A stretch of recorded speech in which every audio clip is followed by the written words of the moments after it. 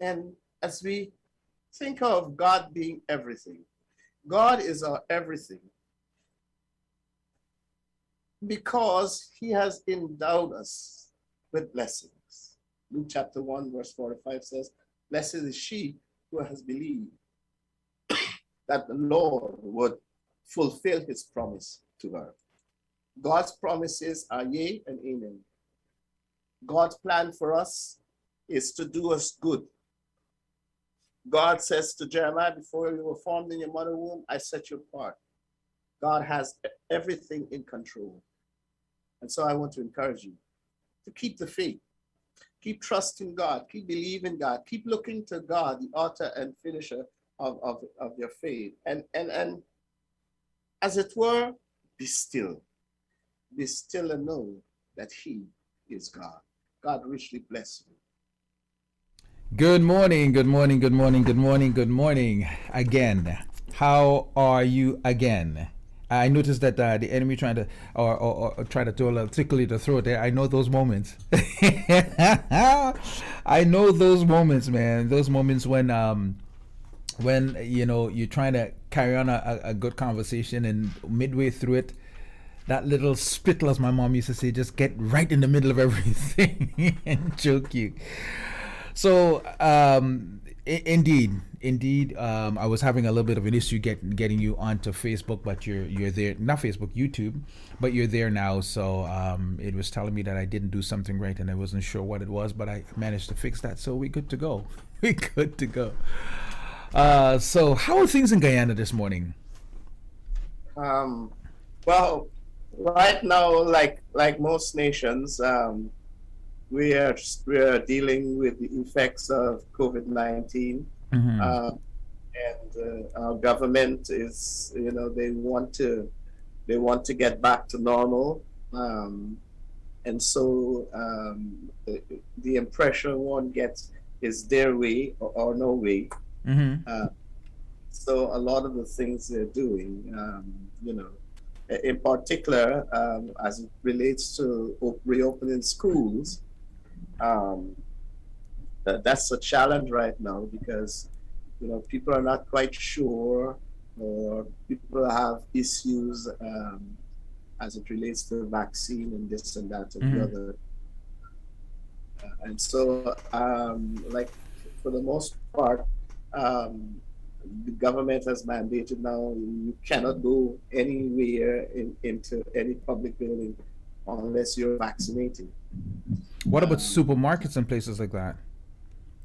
Well, that's it. The banks and the supermarkets and all, they're following the government's lead.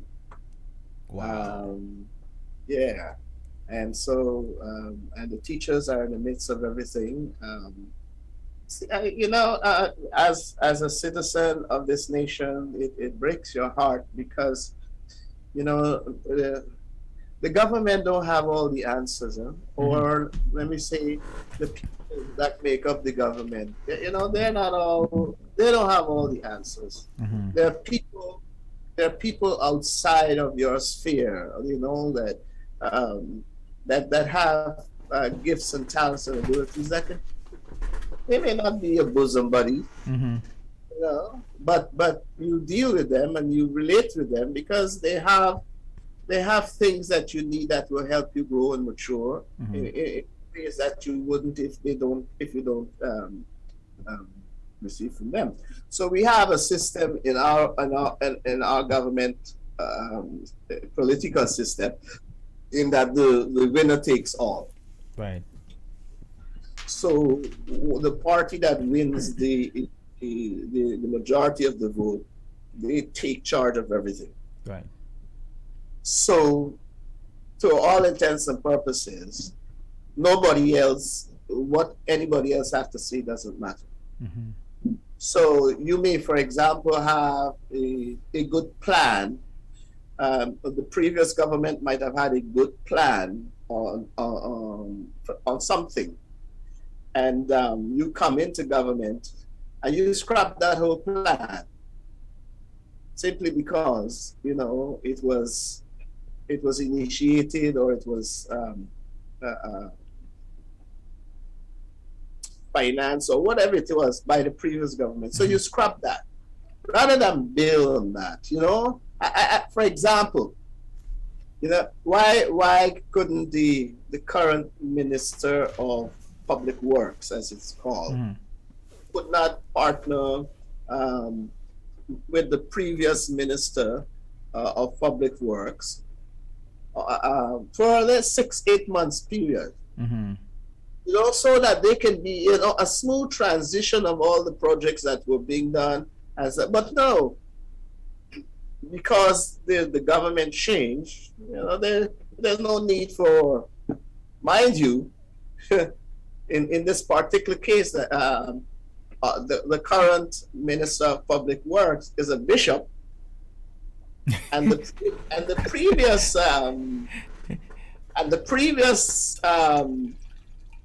Minister of Public Works is an engineer. Wow. So you have in the bishop a square peg. A square peg in a round hole. In a round hole, this task. And one would think, the best person to have as a right-hand person would be, an engineer. Right. You see, that's if you have nation building at heart, but we don't. So we are a mess as a nation, really.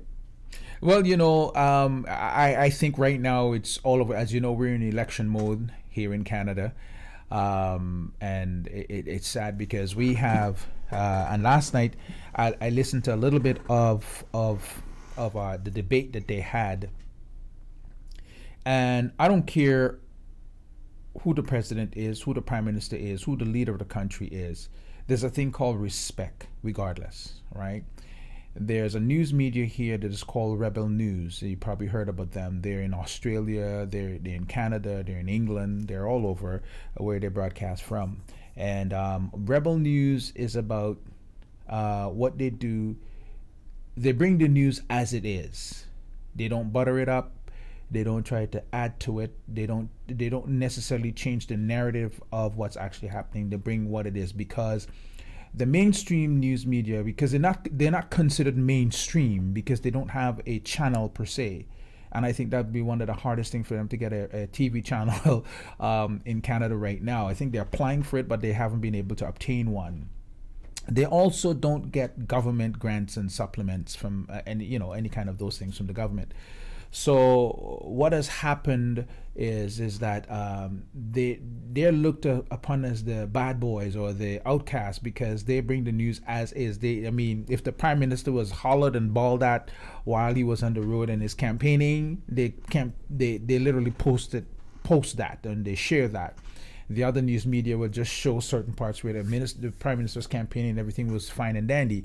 And in actual fact, that's not the truth. He had to cancel a couple of his campaigning things. So what the prime minister had done was ban them, send out the ban 3 days prior to this debate that they would have had last night. So it so happened that the Rebel News took them to court and had an injunction, and it was overturned immediately because they are a news media. And this is the second time this has happened that they won. So our Prime Minister, Justin Trudeau, is a bit upset about that. And he was asked a question last night. And the manner in which he responded, I find, was pretty rude and disrespectful. I don't care who you are. Respect the folks that are doing their part of the job. And he said something in one of his things. He says, I don't respect you guys as a news. For matter of fact, you're not a news media. You guys are just a bunch of group of your little group. I'm thinking, wow, Prime Minister, are you upset because of the stuff that you put out there? And they tell it as it is. They don't spread propaganda. They just tell the truth. To me, that shows the divisiveness of a country. One of the things that he himself said was when you talk about the vaccination, you talk about the non-vax and those who are vaccinated, and there's a consequence that the non-vax will have to pay. So there's a divisiveness that he's already promoting out there. So when the news media will put out exactly what he's saying. He says they're bringing the divisive things, right? It's all around. It's all around, right? And the saddest part is that these are our leaders. These are the people who are supposed to be, that we have voted in to lead the country into an area of betterment, so to speak, of the rest of the nation. But right there, you can see that it almost seems as though they don't care. And what makes it even more horrible for this prime minister is that it's not just Rebel News is reporting on him. It's Wion News, which is WION News, that was talking about him, talking about the protestings pertaining to India, while in the meantime he got his own stuff in his backyard that he needs to take care of in terms of I think it's close to $1.4 trillion that was supposed to be sent out to businesses, and a lot of the small businesses and other businesses haven't even seen the money yet. They don't know where the money is, and there's no accountability, because the group that was supposed to bring the accountability, he's already disbanded. And when I heard of that, I immediately thought of my home country, Guyana. How they will just disband stuff so they can do what they want to do. I'm thinking, man, is this thing following me or what? But this is not only right now in this pandemic that they call, and this COVID-19 thing that is happening, and whatever the case may be. It seems like almost all the governments around the world are on the same tip, doing the same things, and it's almost like we don't care about the people anymore. We just care about ourselves at this point in time. I mean, it's sad. It's really, really sad. Well, we can't blame them, because we're the ones, as you said, we're the ones who are electing them. Mm-hmm. You know, so you can't blame them for what they do. Again, we have our Minister of Education in particular is very, very arrogant and snobbish and rude, and you know, she says that anything that comes to her mouth, she would say. You know, she's a Minister of Education, and it's appalling when you hear her. You know, I asked the question, you know, where is the chief education officer in all of our nation's education business? Because we have a chief education officer who has a doctorate in education, but you don't hear anything from him. Whenever he's anywhere, you know, is in a safe zone. So he, to all intents and purposes, he has the experience, he has the qualifications, but yet still he seems to have no input into anything, because you can't hear anything from him. Instead, you have the Minister of Education, who everywhere just putting her foot in our mouth and continues to, you know, make a bad situation worse. And so these are the kind of things that I'm talking about. You know, one would have thought that your chief education officer would have been at the forefront of all your policies and all of your whatever it is. He would have been the one selling it to the nation. Right. And you just come in when, you know, with your knight in shining armor, and take all the praise. But that's not happening. I don't know, because the education minister is an Indian woman, and the chief education officer is a African. Right. A pastor, by the way. Interesting. you know, I heard one African descent person saying, "Oh, we as African descent need to stop riding on the fact that there what you call racism towards black. There's racism everywhere." But I had to make a comment, because it was an online thing. I had to make a comment, and it says, you know, you're absolutely correct. There's racism everywhere. I agree with you. The unfortunate thing is, almost every other nation of people have a problem with the nation of African descent. You know, almost every one of them. Very few. I mean, you see, like, you know, you walk in like for the other day. I mean, why is my hair supposed to be so threatening to you when you see me? I walk into another one, a mall. It's not really a mall. It's like a small place, and there were a group of people standing there, mixed nations, Indians, whites, and I think there was a Filipino in there, and there was a Chinese. But there were a group of people, and from the minute I walked in, everybody turned to look at me, and it's all eyes on me. I'm thinking. So I said, "Hey, how you guys are doing?" You know, and they looked at me. Nobody answered because they suddenly recognized they were all staring at me. I said, "You good?" And nobody responded because whatever they thought, I don't know what it is that they thought, but you can see the look of disgust on their face. Like, why is he here? And I'm thought to myself, wow, it's silent, but it's deadly. And this is what happens. And the narrative that's being put out about us is not true, right? It's in every nation have people that are not very nice people. We understand that, but all black folks are not bad.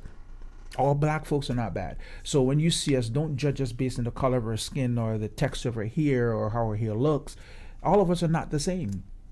So we get judged, and especially in Guyana, this Indians against blacks. As soon as you see a black person, it means you don't have no smarts, no education, and that was the narrative being put out for years. I mean, I grew up in Guyana seeing that happening in my own neighborhood. I had a good friend who told me straight up that, you know, and he was in my church, that for the if he was to get married, he can't marry a black woman. I says, why not? He says, because, you know, this, you know, you guys are considered cursed, so we can't marry a cursed nation. I'm like, wow. And he was in my own church.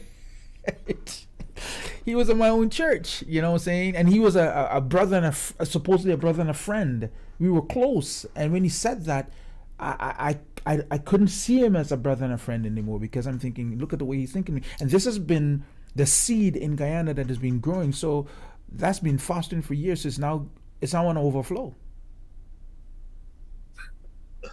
You know, it's nauseating. Yes, it is. It is. You know, at the end of the day, we all want the same things out of life. You know, I want a free and equitable distribution of my nation's resources, so that I can benefit from it. You know, at the end of the day, for example, we have gold, we have diamonds, we have oil, and we have this and we have that. You know, and the people who are coming from who are not born here, who are not living here, they are coming in and they are enjoying all the, as we would say, the sweet, you know. Mm-hmm. We are getting whatever, like the woman with Jesus, we're getting the crumbs, you know. Yeah, right. And the thing is, we've worked really hard to establish things in Ghana. I mean, go back in history. We've worked. Listen, slavery is not an easy job, man. We work hard without pay, and therefore to look at it now and to think and to see a comment on Facebook from an Indian person says, what did black people them do for Guyana? And I wanted to say, at that point in time, we helped build it because we were enslaved. We helped build it. Well, in fact, they should know that before they arrived, the black people were already here. Mm-hmm. And the only reason why they were brought in was because the black people were freed. Yep.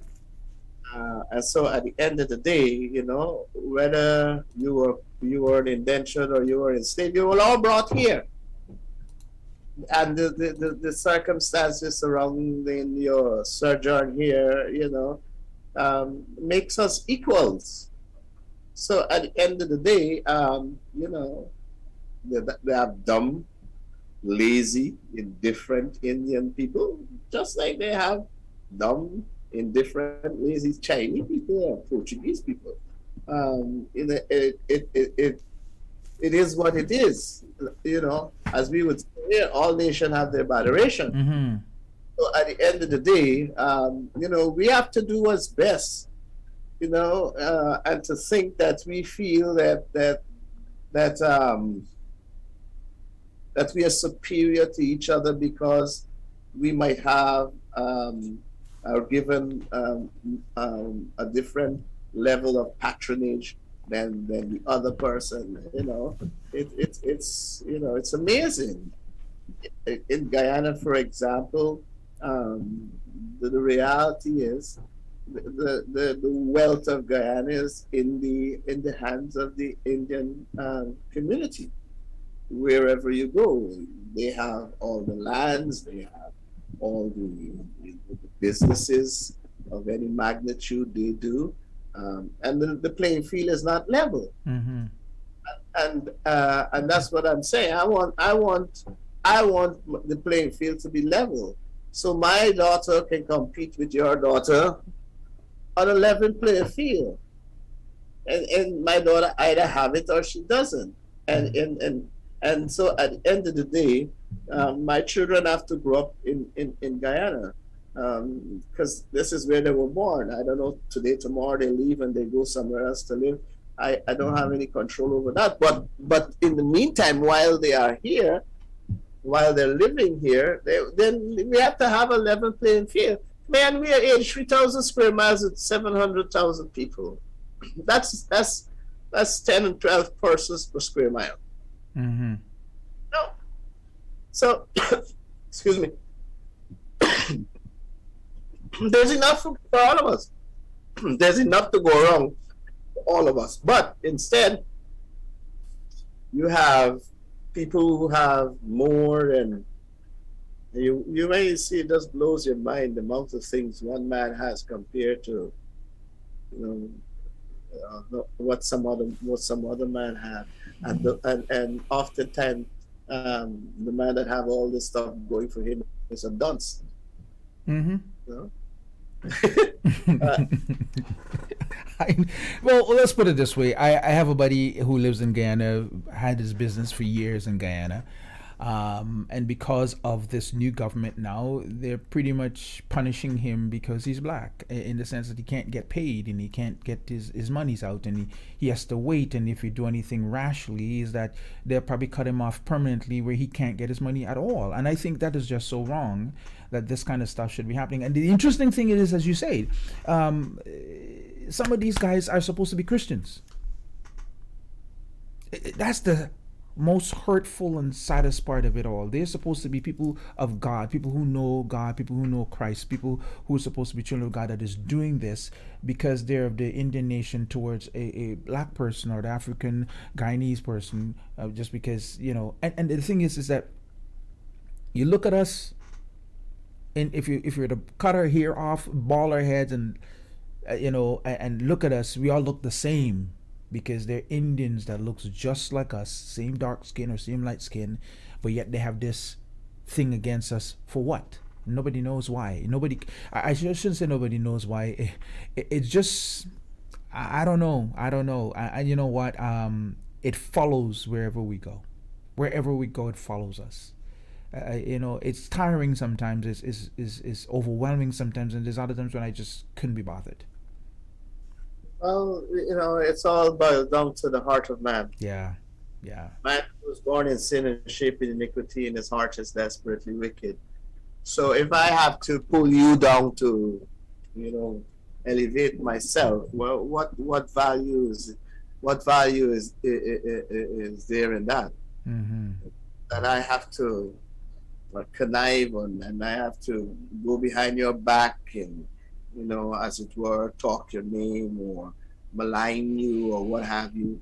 At the end of the day,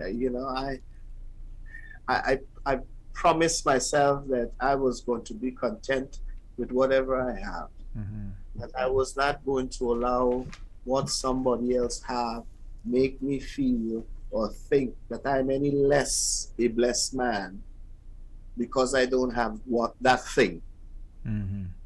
You know, I may not have a car, but if I need the use of a car right now, I can afford to pay to use a car. So at the end of the day, that is important to me. You know, so if you have a car, if you know, I passed the pastor down the road billing.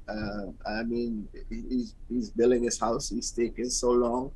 I mean, and I passed there, and then I told my wife. I said, um, when people pass there, when they pass his house, they will have to nod and say, Pastor gone up, Pastor large, Pastor whatever.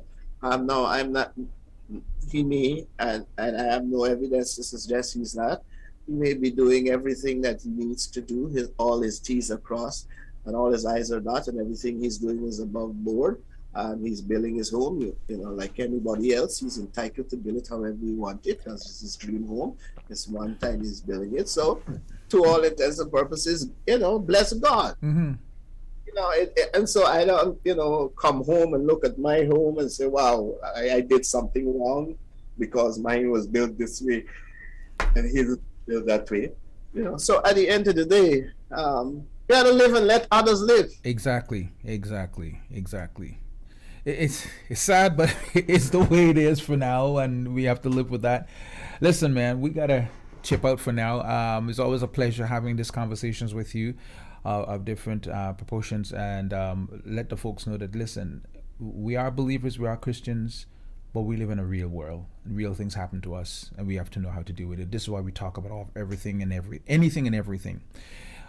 This is SBRLiveFM.com, broadcasting to the Fun City Radio FM and Success Radio. My name is Claremont. I'm Shepherd Colin. Thank you for joining us.